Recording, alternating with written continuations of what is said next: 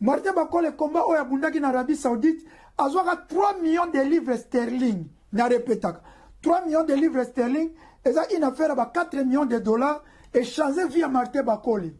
lelo bomoni Martin Bakole comme kota na maison Gucci asombi biloko na Gucci na désordre ya babi bato bakambongo mbongo eza lelo te ndeko to lukambongo même toteka pondu même bitekuteku même makala kovana na ndaku tobeta batu ba matolo ndeko kende lukambongo congolais lukambongo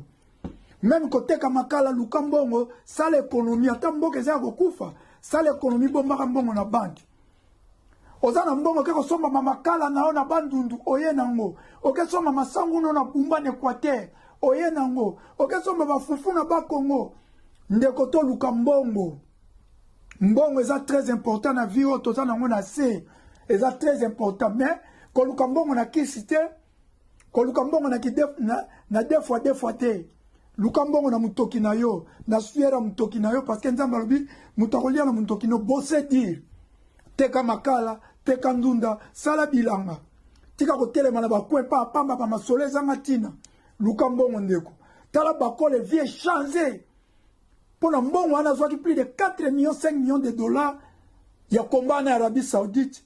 depuis na ba Martin Bakole non na mona Martin Bakole kota na maison grifté Martin Bakole koti na Gucci asombi Gucci mobimba sope Louis Vuitton asombi tout asombi ba montre asombi ba jaquette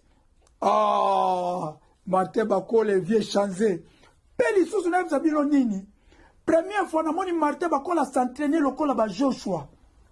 yango mbongo eza mbongo bandeko boluka mbongo Bakole turo a s'entraîner lokola Joshua Bakole a s'entraîner lokola Tyson Fury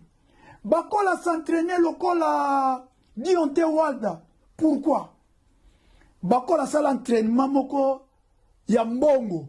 parce que kozoba sparring partenaire ya mbongo Bakole azwi Riyad Pok azali champion d'Angleterre poids lourd pona s'entraîner na Bakole il faut la foutre ba 20 000 dollars pona s'entraîner pour liboso Bakole azalika ko bunda ye moko azobeta saki sa sparring